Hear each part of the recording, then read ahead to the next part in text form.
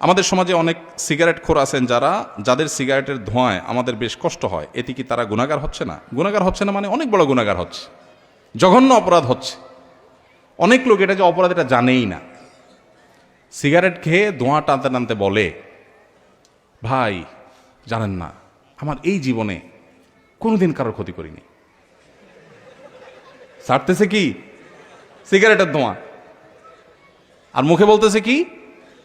জানেন ভাই, জীবনে কারোর কোনো ক্ষতি করি নাই আমি। স্টিল সে ক্ষতি করতেছে ধোঁয়া দিয়া। তো ক্ষতি কাকে বলে এটা অনেকে বুঝে না।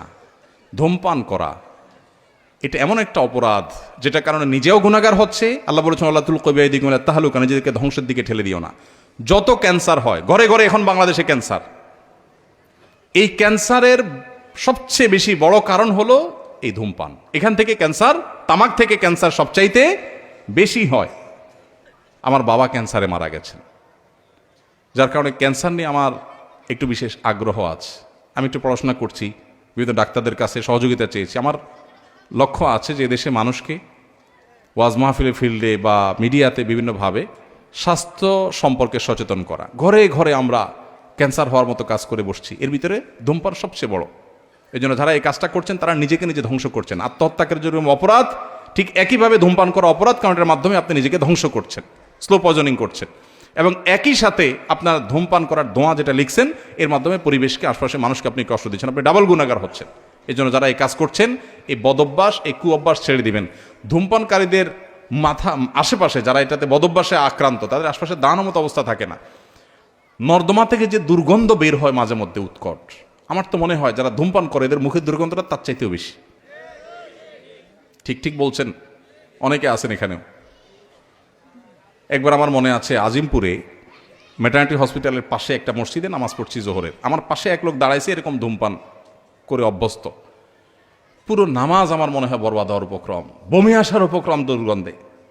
কিন্তু কিভাবে বলি তারে, মাইন্ড করে কি না।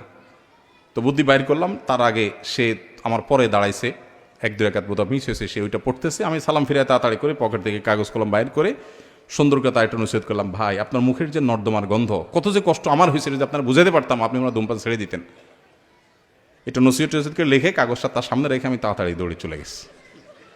যে নসিহত হয়ে গেছে, আমার পিঠও বেঁচে গেছে। তো ভাইরা আমার, যারা ধূমপানে অভ্যস্ত আছেন, কত নোংরা এই গন্ধটা, এটা আপনি নিজেও হয়তো টের পান না। আল্লাহ আমাদের ভাইদের রুচিগুলোকে সুন্দর করার তৌফিক দান করুন। এরপরে প্রশ্ন হলো, মানুষ যখন মানসিকভাবে অনেক বিষণ্ণ হয়ে পড়ে তখন প্রফেশনাল সাইকোলজিস্টের কাছে কাউন্সিলিং করানোর জন্য যায়। এতে ইসলামে কোনো বিধিনিষেধ আছে কিনা, থাকলে কি ধরনের? ভাইরা আমার, ঘরে ঘরে মানুষের মধ্যে ডিপ্রেশন এটা ঝেঁকে বসছে। আপনারা জানেন, পশ্চিমা পৃথিবীতে, ইউরোপ আমেরিকাতে, পৃথিবীর উন্নত দেশগুলোতে ডিপ্রেশন, বিষণ্ণতা এটা বাচ্চাদেরকে পর্যন্ত গ্রাস করছে। ঘরে ঘরে মানুষ আত্মহত্যা করছে, ঘরে ঘরে মানুষ শেষ হয়ে যাচ্ছে। এই অবস্থা থেকে উত্তরণের জন্য কাউন্সিলিংয়ের এই ব্যবস্থা করা শরীয়তের দৃষ্টিকোণ থেকে নিষিদ্ধ কিছু না।